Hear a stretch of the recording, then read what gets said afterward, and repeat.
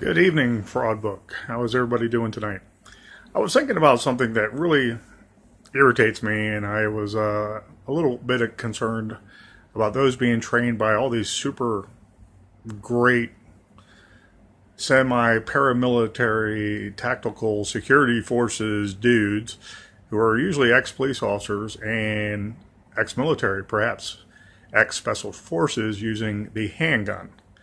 And that's what I'm referring to. One of my friends basically was teaching me, and he was trying to tell me, after seeing me do the Weaver stance, he was trying to teach me what the isosceles stance is, where you're basically holding the gun with your strong hand, and your offhand is pushing back directly against the fingers.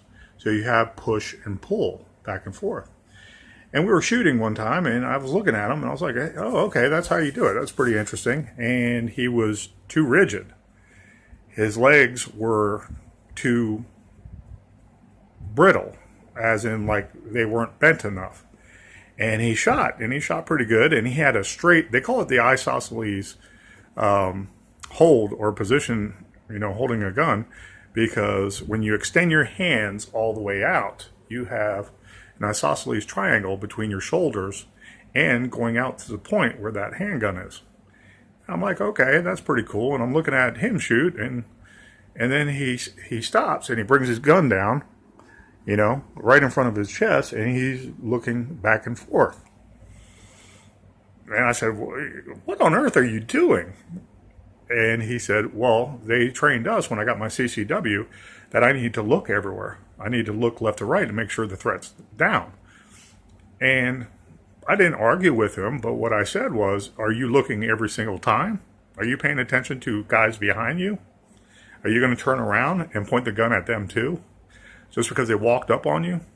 What about police officers that are playing close, that are better trained than you, and they think you're the threat, and you didn't actually holster your handgun yet? Do you see what I'm saying? Okay. Basically, the way I was trained with the Weaver stance is you have some bend in your legs too. You have your feet stuttered where the insteps, one's forward, one's backwards. And you bring your arms out, and you got a nice feel and break in your arm, so no one can hit your arm down if it was too straight and perhaps knock the gun out of your hand. Okay? So you extend and you shoot, and you got a nice crook in your arm where you're holding that weapon, and you're shooting multiple rounds with great aim. It's almost the isosceles triangle stance, but it's not. And so we went back and forth, and I was telling them my experience. I said even the academy was teaching the Weaver stance, where you can hold your gun forward, and your free hand is cupping slightly underneath or right at the angle where your hand starts to go downward by your pinky. And, we still have bend in our legs too, but you didn't look like you were bending. And he said, well, I just was shooting. And I said, yeah, and you were still looking around, and your head was bobbling like a praying mantis. And he's like, yeah, because I want to look at everything that still might be a threat. I said, okay, if you have situational awareness and you got rid of that threat, okay, in whatever stance you are, you need to holster as soon as possible when you find it is safe, so that an off-duty police officer or a plainclothes police officer or another citizen doesn't mistake you for the actual terrorist that was shooting up the block when they walked in on you, going down the road or driving by you. So I'm not upset with their training in Virginia and the security fly-by-nights who are ex-police officers, and they're making money teaching people how to do the best job they can with what they have when they have it. Let's face it, not all of us are ex-police officers or Navy SEALs or, Delta Force and what have you. Special forces in general, especially with a handgun.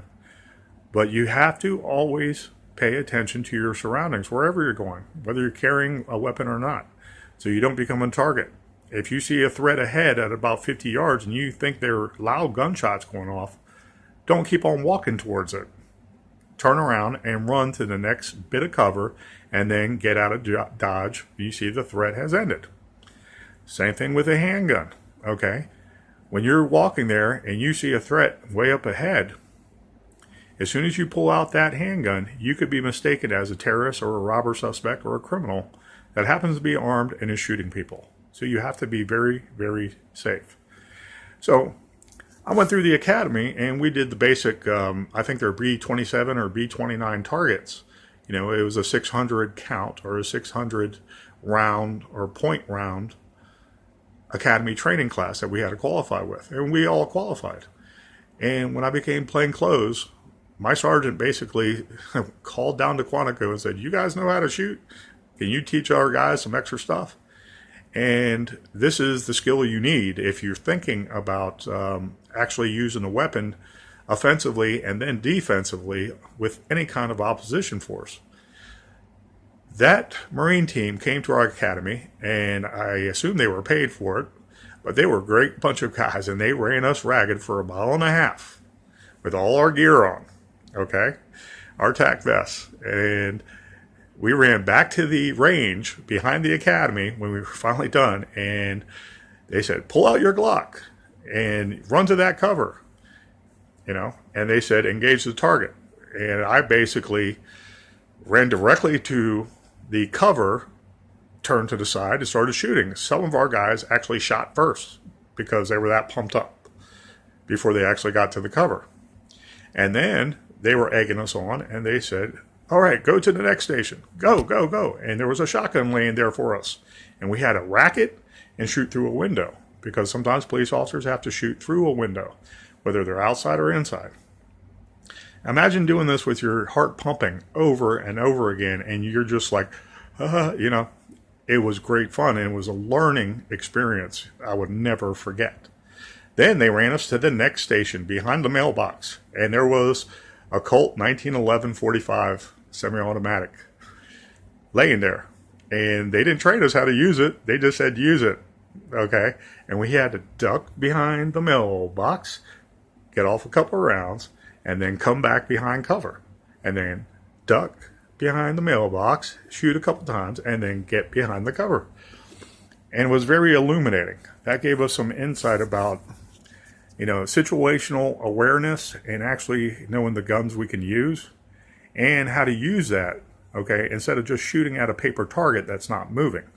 That is no threat to us whatsoever. That's how you have to think when you train. Can you go down a range, and perhaps if you're the only one on the range, can you put weapons down the range and run to every one and shoot at the same target at least? You know, and know how to use the weapon until the threat is down, and then run to the other one as soon as possible. You have to be very careful when you do this, okay? Can you go to a range where you pull the gun out and you're running for hundreds of yards and then you engage a target? Okay, what about cover? What about running to the next piece of cover and then shooting beside it at the threat and then ducking behind the cover? Okay, you have to think about those things. You have to think about coordination, where your finger is on that handgun. It should never be on the trigger until you're about to engage and you're about to eliminate the threat for good. But again, also, all this head bobbing around, looking, saying you're looking is not looking. Okay, you look like a praying mantis with his head bobbling back and forth, and you're looking back and forth. And if you're doing that, that would be great if you're actually paying attention, but I think you're not. Okay?